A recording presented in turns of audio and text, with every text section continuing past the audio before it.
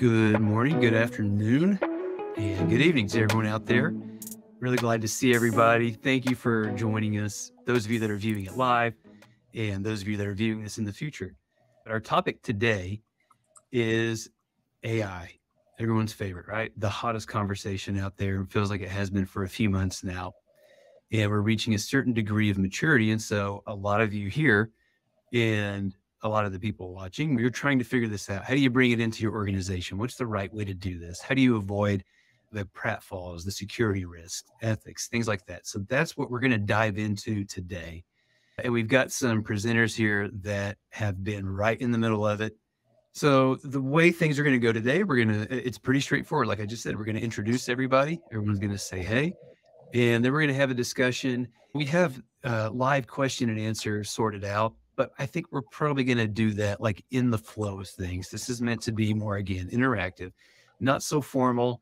You don't feel like you have to save your questions for the end or anything. We want to hear from you live. So feel free to drop those in.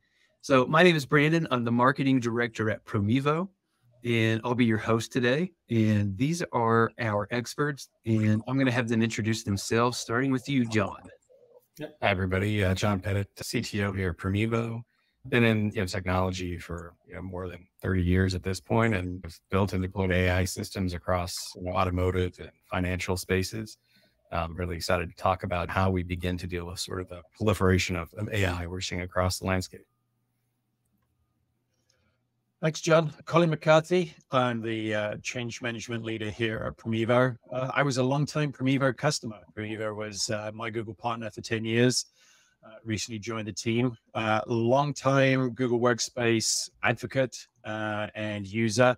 I've actually got a Google Doc that was last edited in 2006, which is probably just around or just before the time that Google bought Brightly, which was the company that originally was Google Docs. But yeah, been loving all of the changes in technology and certainly this new industrial revolution of AI. Hi, everyone. I'm Jay Feliciano, engineering manager over at Spotify for what we like to call a digital workspace.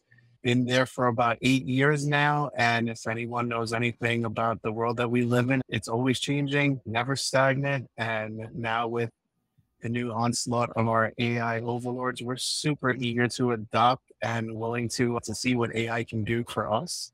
And I'm really eager to see what AI can do for all of you. Love it. Thanks to all of you for joining in. Again, thanks to our viewers who are here live. I want to point out that all three of these fellows that are here with us today presenting, like they have been in the middle of it. Jay has led a number of AI initiatives in Spotify.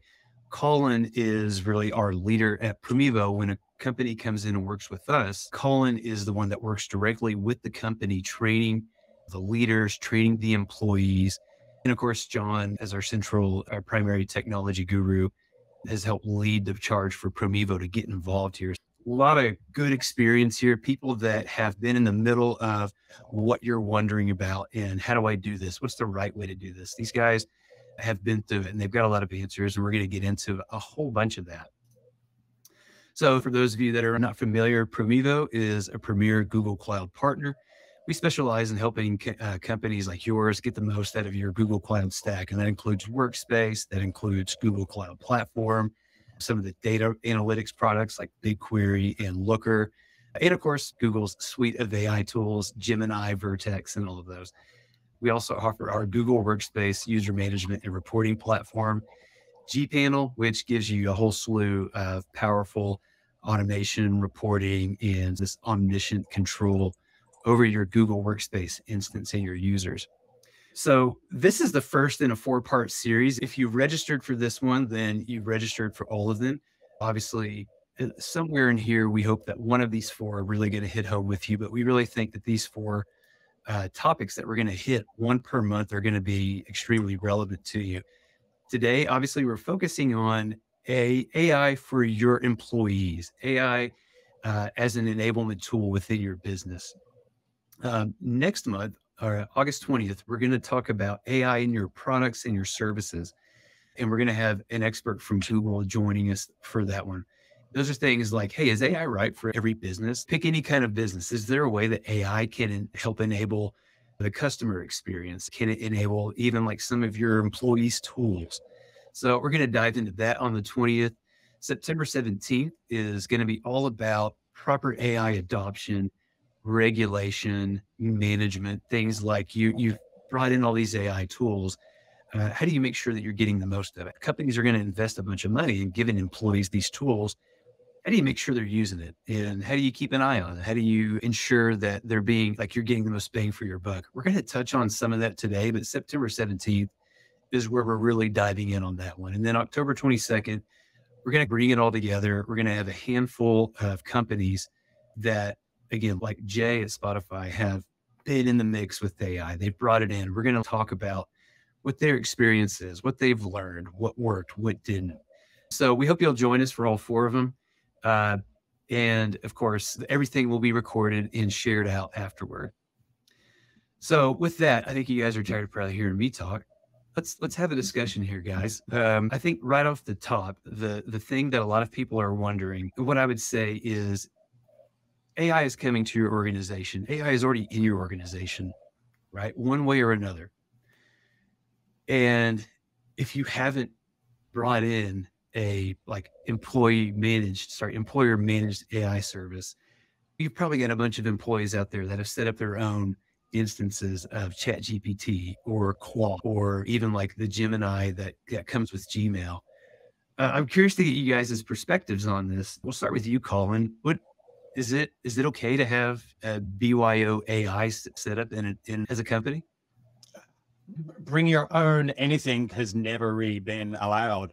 BYOD is often done with strict controls and an MDM, but to bring your own shadow IT or bring your own AI just sounds bring your own data leakage. We have centralized applications for the reason that every admin on this call knows. It is to have a centralized ability to put in security controls, know what that vendor's posture is, the controls that, excuse me, that they have in place. So I don't think any sensible IT support technician, IT manager, IT director, CIO, CISO can turn a blind eye to BYOAI. You cannot bring your own platforms. They do have to be employer managed. And I can see heads nodding, so I'm sure Jay feels the same way and would warn against any of our community colleagues who weren't putting in blocks or being aware of where their accounts are being signed into and what data is being used. Yeah, just to jump off of what Colin's saying here, if AI is in your environment already, you're already way behind. If you don't have policies, if you don't have anything in place to protect your data, because as everybody knows, free is never free. So sure, these companies are using us to test their AI models out on us, training off of that data. And what are we giving up? What are we giving to them? If we take some video tools, we'll leave some video tool names out of this. They have your likeness, they have your voice, they have the data that's processing through. If you're taking notes, they have your notes. All that's in that tiny fine print that none of us ever read. Highly encourage people to do that. But yeah, it's employee managed, in my opinion, is the only way to go with AI. Yeah, because certainly with Google Workspace and Gemini, when you have that license assigned, you know that anything that you do is not shared, it's protected, it's got the same security controls in place, it's built on the same infrastructure. I'm always cautious, concerned back in my previous admin days about allowing users to OAuth in and give rights over Google Drive, which often people will do because it's a pop-up that prompts you to do it. And you think it's a good way because it's providing you with the tools that you need and the access that you need, but it also could be oversharing documents. Like some applications will say, oh, we only want the permissions to read or write to documents that we create. When it's read and write to your whole Google Drive account, that is a red flag. And that's the same whether we're talking about AI or any application. But it comes down to the old, long-standing arguments overshadow, and how much do you ignore, how much, but I think companies cannot ignore AI as when it's being used to shadow IT. I would wager that most organizations are behind on coming up with policies for AI. Their boards and their CEOs are extremely enthusiastic about seeing AI make its way into their organization to create more productivity, right? Just help with new gains. Everybody's asking them what their strategy is. But to me, it's just an extension of your information security management system. You still have to govern it, like your policies. You still have to map what's using what and what data access and scopes do they have. You have to be able to measure it, right? Who's doing what? How often is it used? You have to be able to manage this on a regular basis. I'd be curious to know how many of you out there have even begun to start with a written policy on AI that's been communicated to employees as part of their regular training or education. I'd also be curious to know how many organizations have begun to create like an AI committee or review group, right? So some people want to bring technology in, they can do it safely, transparently, along with any other software. Because you may have already approved something like Asana, and they're adding AI into it. And they're silently passing terms to you saying, this is how we're going to use your data. And so you may feel comfortable in the past with how their data was being processed, but are you still comfortable with how the scope of AI is going to process it? So I think these are areas people have to take a step back and get engaged. Sorry, without necessarily drilling into each AI tool that's out there, are there some that maybe are better than others? Or is it like, no, you're using a free AI tool and that's a liability for us as an organization in the discussion? I would say it is, because you don't get indemnity for free. Right? So your IP controls, you're creating things with AI, right? So everything you create has IP potential liability. And if you have no indemnity and you have no proof of how these things came into play, how they trained it, I think free AI tools are dangerous. It'd be really narrow in scope of who you allow to use them. I think you need to make sure you understand your terms of service and you're paying for a corporate AI system. Yeah. And it's interesting you mentioned about policies and having that update to your acceptable use policy. That is the first place to start, even if you don't have a strategy on how you're going to technologically manage and assign licenses and how you're going to evaluate. I don't think any admin would block everything. It would be very hard to block everything because people would find a way around. But yeah, a policy on usage is the first step. And I'm sure there's a lot of companies who've made mistakes. We've all seen the headlines of lawyers quoting hallucinations in AI when they're in front of a judge. We've heard of a large electronics company where their engineers put confidential information in and it all became public, got indexed, and was used to train the model. So yeah, first thing is to make a policy template. The second, I bet the first question is, how do I create a policy? Turn to an AI platform and create the policy. Use the AI to control the AI. Yes. Yeah. You just need one license assigned to yourself, and your first query, as long as it's crafted correctly in the form of persona, task, and context. Colin raises a really good thing, because self-admittedly, I am neurodivergent. So it's very difficult for me to start a policy, a template, especially starting from blank on something that's so new. Where do I start? How do I be? Usually we turn to our other colleagues and we try to figure out, hey, what did you do? What did you do? But this market's so new that a lot of people are in the same spot that we are all in. So yeah, admittedly, my first draft was based off of what Gemini told me that I needed to be considerate of in the current AI landscape. And it was a great starting point. I'm not going to say that it was perfect, because it doesn't have all the context of the company, doesn't have the context of the ways that we work, what security policies do we have in place today. But it gave me enough of a fantastic starting point. I could be like, okay, I could fill in all the blanks here now. It was great. And yeah, it's morphed and grown leaps and bounds since then. But if you don't have one today, perfect place to start. Yeah. I think that's we had a question dropped in the comments about, is there a sample policy that the viewer can be pointed to for K-12 schools? Based on what you just said, Jay, I'm guessing the answer to that is, you can probably have your AI tool get you a start with it. That may be as good as anything. Because is it fair to say for stuff like this, we're the Wild West still? There's not necessarily a governing body or best practices organization for stuff like an AI use template for any kind of organization. Is that a fair statement? There's frameworks. NIST created and rolled out their AI RMF, and it's 1 million pages long. And you can use AI to digest and dissect it and help you find gaps in your existing information security management system and add on to it. I would think for K-12, you have a couple people you would include in the policy. You have internal staff and teachers, and then you have students, and you probably have policies that are directed at both in terms of plagiarism, things like that people are creating. You probably need to include a group of people and use AI tools to draft policies. I mean, Colin, you worked in education in the past. What are your thoughts? Yeah, it is. AI in education is a very hot topic. I am married to a previous educator. All of our friends and family are in education. It's a controversial topic inside education, the use of AI. And it is a good resource for the educators to create lesson plans, create very engaging, dynamic content with a lot of modern students need.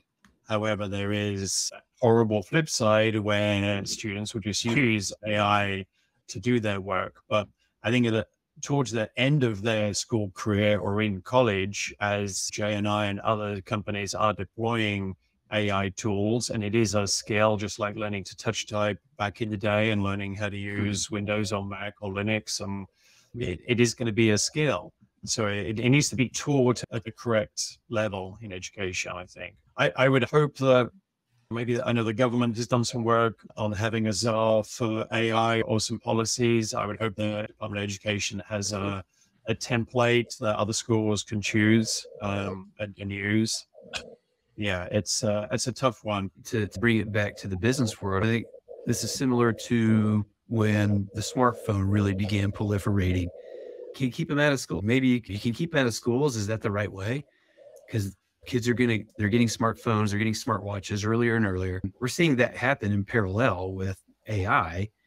And the conversation for employees is not all that different than it was for students or really anybody. I want to talk about the structure we were hinting on earlier and the structure of the AI within an organization. The question here is do you need to have a chief AI officer?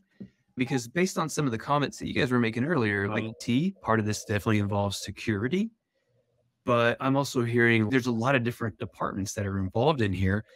What is it? Do people need a chief AI officer? Or in your experience, like how does AI fit within like a management structure? Yeah, and there's two different parts to AI. There's the end user AI tools, and then there's the infrastructure AI tools that platforms, companies integrate in their own system. I would say probably incredibly large companies do need a chief AI officer. A lot of companies have chief data officers. Is the data officer role going to adapt and be data AI officer? Because normally AI, certainly Vertex AI in Google Cloud, is used to analyze their corporate data. I think it's an interesting question of AI is transformed.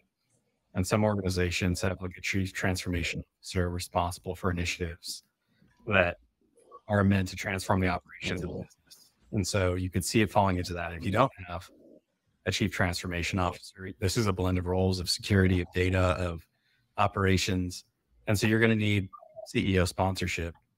You both hit what I was thinking right on the head, and pulling both those together. I really think this comes down to the maturity of the org. Where is the organization in their health in regards to security, policy management? Do you have an office of data protection? Do you have a security team that's specifically looking at where your data is going? Is it all on the shoulders of Sally IT manager who's there and her CEO is just like, we need AI, make it happen? That's not fair. So it really comes down to where in the org you are. I can share if we have a couple of seconds, I can share like how we're managing it today. And it's exactly like what John and Colin both say. It's a mixture of teams, individuals, it's partnerships, it's relationships. So right now over our AI governance, we'll use my team as an example. My team hosts a lot of tools that have AI components in it. Between our tech procurement team, our security team, our legal team, our data protection team, HR, we all collectively can make that decision together. So do I see a role for chief AI officer in the future for large companies? Absolutely. Is it realistic for every company? Probably not. But I would say like the relationships and getting it on all of these teams' roadmaps to figure out how they each want to handle it is probably the starting point that I would suggest everybody jumps to. It's let everybody know that AI is here. Let everybody know what it can do. Let everybody know the danger and the benefits. Honestly, scare them. That's what I do with my leads. Is it fair to say, because I don't like, there is the Spotify and a lot of bigger companies, they're very like, they have the resources to try to get like the details of every aspect of this nailed out. Colin, if you're a small company and you just want to put AI in the hands of your employer, should you be intimidated? Should you be like scared? Do you have to have all of these ducks lined up? I don't think you have to have all of them lined up. And you should be putting a managed, controlled, licensed, protected version of an AI, regardless of what platform you're on, in the hands of your end users. Because if you don't, they will go and find something, and then you'll have no visibility, no control, and God knows what will happen. And you don't want to be involved in those God knows what happened discussions that will happen eventually. We said, I think the stepping stones to this is create a policy on general AI usage. Say you're only supposed to use approved platforms that you're going to be licensed for, and then pick whatever platform you want, work with those vendors, work with a partner like ourselves, and not just give it to people, but actually do a deployment, do training sessions, because it is just Excel was installed to millions of people in 3 or 2007, or when we went from the Microsoft Ribbon, wherever that came out in 2007. It was a new tool that people had to be taught how to. I'm trying to think of historical things where everybody thought they knew how to use it because it was technology, but it was a new platform. So learning to correctly integrate and operate with an AI platform is a new skill. So you can't just assign it to your users without giving them training and having some deployment workshops. And I know, Jay, you've done some deployments and work tool on all of that, I believe. Yeah, so I can talk to that one too. Same thing, like what everyone's saying. You can only gate it so long before you have to do something. And we saw, the approach that we initially took is to see what problems folks were trying to solve with AI. And it's funny, one of the biggest ones, believe it or not, was transcripts, AI note taking for meetings. And I know Zoom came out of the gate with, I forget what their product, like Zoom One or something like that, where they came out hot and heavy with AI recording. It's not free. There's a ton of, if you look in the Google App Store, there are tons of add-ons and plugins, all free. So needless to say, I decided one day just for shits and giggles to go through, and I looked in the back end to see what we OAuth, what people have been OAuthing and allowing in. After visiting the ER to take care of my heart attack that I had, we sat and we said, okay, if you look at the scopes, it was a gross overreach in what these apps can do. I'm not going to disparage any of these companies to say that's what they are doing, but our users were allowing them the ability to consume our data, to take all this from us. So we said, okay, we have an immediate need that we have to fill. And that's where we partnered with, and that's why I suggest what everybody does, partner with your resellers. These fine gentlemen right here already know what it's going to take to deploy this for your company and how to do it safely. And that's the route that we went. We went with our reseller and we formed a whole, I don't want to call it a partnership, but we got with Google, we got with our reseller, we created an entire campaign on how to get Gemini to our users. And at that point, we created a whole roadmap of how we want to roll this out, a whole test bed of users, rolling it out in chunks of people, getting that feedback while we're rolling back. I think the whole thing took maybe about a month and a half worth of that and gamifying it, making it fun. That's the biggest make it. And then you're going to find out one important thing out of all of that is that no one knows what they really want and need from AI. Every single person has a different use case, has a different way that they think that it should work, that the way that they believe that it should work. And that's where it got a lot of fun for us, because now we're seeing where it's like, oh, okay, so this may not work for you, but this would work for you. Or like finding out like, oh, you hear two different people. This worked amazing for you. I love Gemini. And you hear someone else, I found no use of it. And now you want to start digging into that. Like, why? How can one find it and the other one not? Yeah, it's a perfect catalyst for cross-department or cross-team collaboration. A lot of the workshops that we've been running has multiple participants from different workshops. And it's great for them to be able to share how they're using it. And I even found a way of utilizing it while I was demoing it that I hadn't realized I could do. And so it is one of those, it's not something that you can just open up, put in a prompt, you get nothing back, you think, oh, it doesn't work for me. It is a constant thing that does require training. And I'm always reminded of the very old phrase that we used to use back in the 80s and probably 90s was garbage in, garbage out. With IT initially, that's what we always talk about. If you put garbage into your computer system, you're going to get garbage out. It's exactly the same way with prompt generation.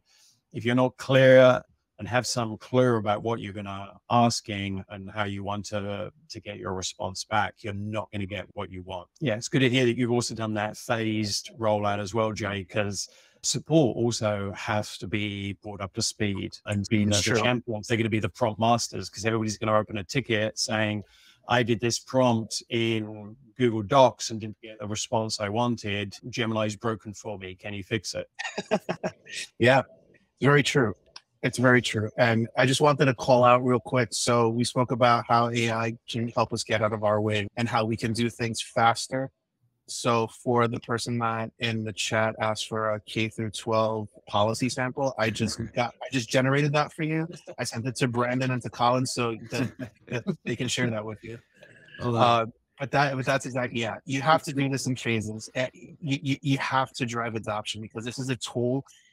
It seems simple because you just get this cool little line. What do you want to do today? Yeah. That's such a huge question. I want to do so many things. Yeah. And that's where we need to help these folks. Yeah, the scrolling prompts that go through Gemini when you fire it up aren't really a very well crafted prompt. Studies have found that prompts of 21 words or more are a lot more efficient, give you a much better response. So yeah, and as the other question in the chat about how to drive engagement, it is to find those champions inside your organization and turbocharge them with the skills, give them some of the resources, and then use them to help grow adoption organically through the organization. Yeah. That's what we've seen for any change, any deployment, certainly for Google Workspace or any tool change. Yeah, obviously you saw the question in there. Thank you, Stephen, for engaging. We're glad. It's a quiet credit there, so we appreciate you jumping in with questions. I will forward you, Stephen, the file that Jay just sent me. But yeah, to just put a sort of a period on that one, Stephen is asking like what sort of engagement for companies that don't have like the ability to add headcount for an AI officer. And I think, Jay, you mentioned earlier, work with your reseller. If you don't have a reseller, contact us at Promevo. We're happy to help you with that. You will work with Colin and people on his team directly to roll it out, and they'll help you answer all your questions and create a couple of like champion users that you can use to lead it across your organization and then train the whole group up. Did I characterize that correctly, Colin? Yeah. That's what we'll do. And we'll, we're on a series of workshops, help your users learn how to do the prompts, encourage them to use it in every aspect that they do. It is a new skill to learn. And whenever you fire up a new Google Doc, as Jay said, to write a policy, turn to Gemini, have a template or a document to edit. I've done that for a lot of my policy documents and emails in the last couple of months. I would have never been able to read them all from a blank piece of paper. And the one thing that we've seen through all of the workshops is very consistent in the surveys that we send out. Virtually every single participant, and there's been hundreds of them, come back and say, I've saved time and the quality of my work has increased. And if you're in the client service industry, professional services, any job, you always want to be doing better work in a shorter amount of time or have more time to do better work. And that's the one thing that AI platforms give you. 100%.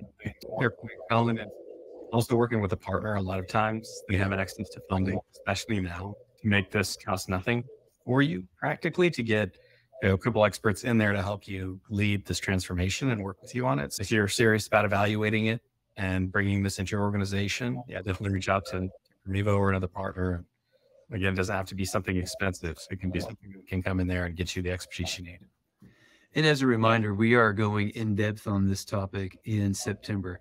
Hate to make you wait 2 months, but we're going to, like, Colin will talk through that process and what are the best practices, whether you're working with a reseller or not.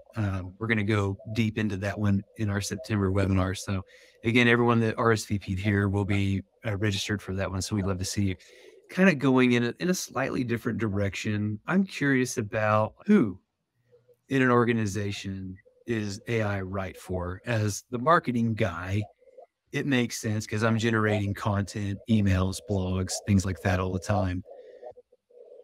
Are there, like, in your opinion, are there people that maybe shouldn't have it? I'm curious, Jay, like as Spotify got a hold of its tools, is there a decision-making process there? Or is it like everyone gets access to it? We're going to show you how it works and it's up to you to use it? Or were you like, no, there's certain people, we're not going to roll it out to them?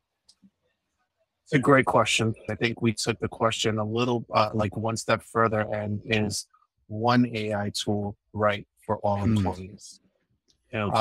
Because the clear division in Spotify right now, and I think you're going to find this amongst any engineering orgs, generative AI and the help me code and clean all this up for me AI. Those two worlds are clearly divided down the middle. And I think treating it like that and treating like what problems are you trying to solve for will help answer that question, I think, for your organization. I think at some fundamental level, I think everyone should have access to AI tooling. It may just be within an application like a Coda or an Asana or something like that. Maybe some folks need to take it a step further. They need access to the Chat GPTs, to Geminis of the world, the larger, bigger, like I need to do bigger brain things. Or you can have other people that just need an AI tool just to help them do just simple searching. But AI is powerful. It's here. And I think we should really be worried about not what it can do for our employees, be worried what it can do to our employees. That's a great point. Yeah. And obviously I changed the question down there in the bottom too. I think, to your point, AI is right for all employees, but it may not necessarily be the same tools across an organization. I don't know, like Colin, in your opinion, are there teams that it really seems to connect with more than others? It just like from the sense of AI in general, like they get it, they're ready for it. Yeah, I think certainly in the workshops and feedback that we've got so far, those are the client facing who have really benefited from it. Specifically using Gemini and Gmail to help them craft much more professional emails out to prospects or returning existing clients, content creators have used it an awful lot to help them. We have worked with a lot of IT administrators. They've used it for the creation of policies. So it is, through those people, it can be very handy. Brendan, you mentioned support people.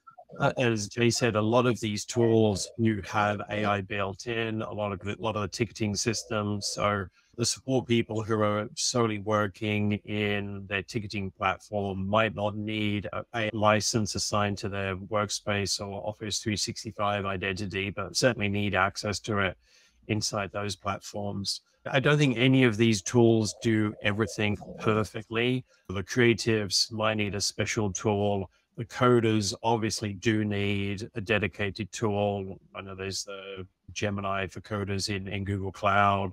Certainly all of your GCP developers should be having that. And I know there are special tools to do business analytics. There are shortcomings in every platform. Google Sheets isn't great. The analysis we can do in that isn't great at this moment. So is it right for a finance person to have Gemini and Google Sheets, or would they be better to have a more analytical, trained AI model to their needs? Let's get weird with it for a second, because we know the Gemini, Google's got like a Gemini, OpenAI. There's these like pre-built AI language models, but you can build your own with all the things we've talked about. Building your own, is that realistic? Is that an option? Is that something that an organization needs to legitimately look at? In you guys' opinion?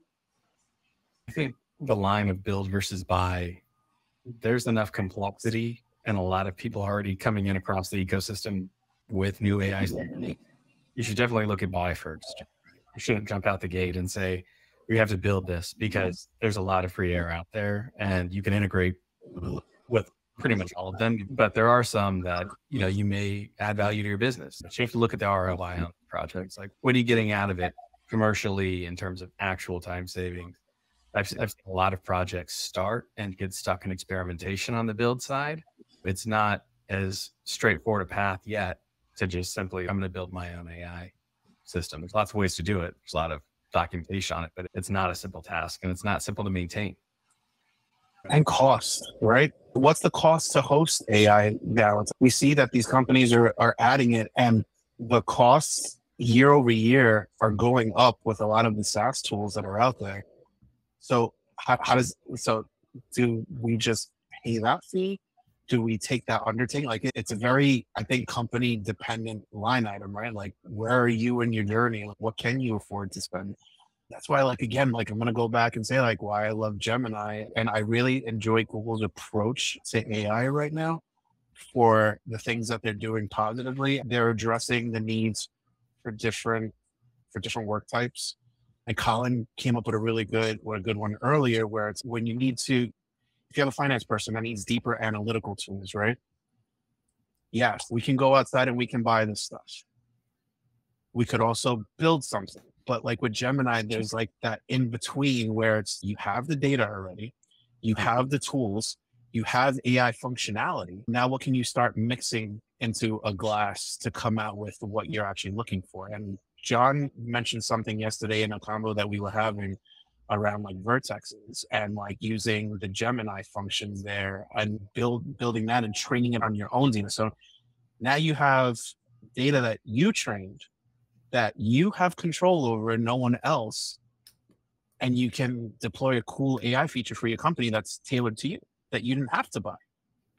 So again, work with your resellers, folks. Yeah, I guess it depends on the question is, are you building your own LLM, large language model, or are you building your own integration using established models like Gemini to enhance your own internal tools, as opposed to buying something on the top? And that's a difficult strategic question to your chief product officer, your chief strategy officer, your CTO, your CISO, your chief AI officer, who's only just started. So it will be, I think I might get AI to write me a job description, and maybe Jay will get to do it. He's a quicker typer than I am.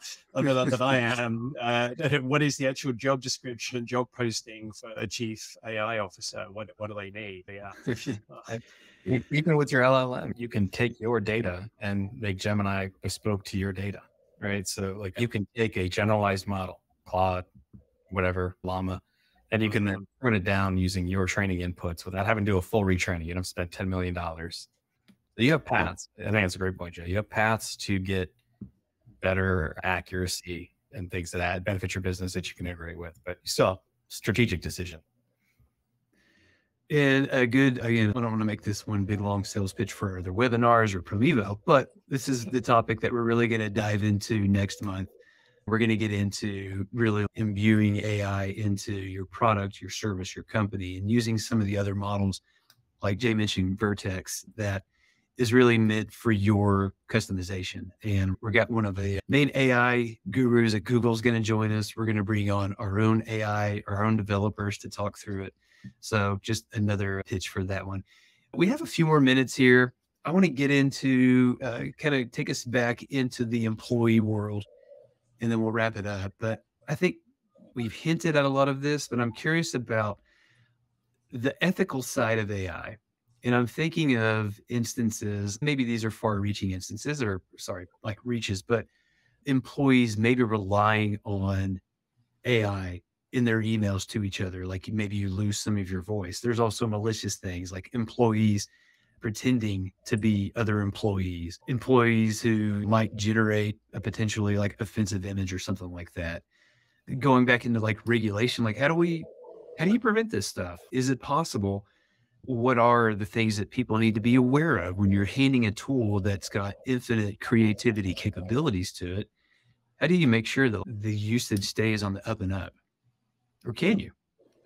So I'm gonna say one thing on it real quick, and I don't let these guys talk about it. But the policy stuff is important, right? Just because you have a tool, you're not allowed to be abusive. You're not allowed to do things offensive, right? You're not allowed to pass work off as your own. Those are already part of your own, hopefully, HR policies in your organization, and this is rooted in it. And you should already have a pathway to report abuse and be treated correctly. Using a tool does not free you from responsibility or accountability. It isn't, oh, this is what AI gave me. No, it's you. You did it. You're responsible for it. You can't just be hands off. So I think you just got to be really clear to people. Like, we're giving you a powerful tool. This is like the internet. Everybody has access to information. Now everybody has access to productivity in a real way. You have to be responsible in how you use it, and you're going to be accountable. What you do with it. In the workshops that we do for clients and the reports that we produce, I do put there that this report was created with the help of AI. We are upfront with people. When you pose that question, Brandon, my mind was instantly going to security and end user training. There have been instances of AI being used for improved phishing.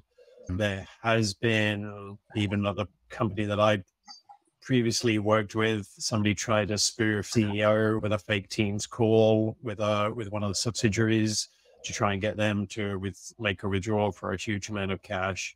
So that would where on the ethical side, that's what I would ramp up the security training, phishing training, awareness training, your security, your financial policies. People have multiple signatures, multiple approvals, and it's proof of life approvals, not just, oh, John said yes. Did John pass over the color of the day, which is written up in the office notice board or something? It's going to get to that government nuclear key type security that we have, financial institutions need to have, because AI, when it's used incorrectly, will make the bad actors be much more efficient and easier bad actors. Just like AI will make your great team members even better, more productive, and better quality team members. I think my two takeaways from this is, one, partner with a company that has ethics, right? And you're super well within your rights to ask, like, what are your ethics behind this? Show me, like, what do you allow? What don't you allow? And the other component of this that I see happening, I say probably within the next 2 to maybe 4 years, we're going to see a lot of government body control over AI. We see right now, I believe just recently, I think unanimously we voted to control AI image manipulation and what it can do. I think we're going to start seeing more things like that. When it starts harming is when we'll see more control, more things put in place. Like right now, I think someone said it earlier, I don't want to equate it to the Wild West because there's some crazy nonsense going on there, but we are on the digital frontier of that right now. You just sparked a thought on there about there's a bank I use that I call in and they say, just say my voice is my password, right? And it lets you in. I don't want to like, and I know now with AI, they already proved with 10 seconds of my voice from somebody just calling or talking to them that they can reproduce that like that. There's a lot of controls that need to be put in place across the industry. You just triggered that with the financial controls. Yeah. And there's so much content of us around on people put their own stuff on Instagram. So even if you're not a YouTube star or a podcaster where your voice could be harvested, if you've done anything that's publicly accessible on social media, they could train your voice and then use that to bypass another system that you have in place. So yeah, some worries there to keep us up at night. We're coming up on the time. I think if I can summarize here, like, it's good to have a partner, and it's good to have someone to help you through some of these dilemmas, some of these questions that are going to come up, and to make sure that your organization's in the right position for it. Whether you are a pretty big, well-known company like Spotify, or a startup with 5 people. Before we go, again, we have just a couple minutes left. I'm curious to does anyone want to proffer an opinion on what's the future here? We know it's a little Wild Westy right now. We're not going to go full Wild West, but we know there's a lot of things that are up in the air. If you could time machine forward a year or two, it could be 3 months from now, as quickly as things are changing. What does this look like? Is it still just like you have your employee enablement productivity tools, or is there like a whole other version of this that may be coming down the pipeline? I believe you're not going to buy productivity tools. I believe you're going to end up buying an AI tool or a set of AI tools for your organization. I think productivity was a stopgap in terms of making people more productive, going from paper to digital, and now we're going fast. So AI is going to be the thing you consider as the key technology empowering your business, and you're going to have to be really thoughtful about what you bring in place. And if you believe that the people, engineers who work on OpenAI and other stuff, they see AGI in 2 to 3 years. They see nothing really stopping us from getting to a place where AIs are talking to AIs, and you have specialized AI agents. And I think we can't forecast what we've never seen as a world beyond AGI. These jobs, we do, how we interface with it, but we do need to start figuring out how we put these things in place for our organizations responsibly. I think the ones who don't just may not exist. It's an important time to do it.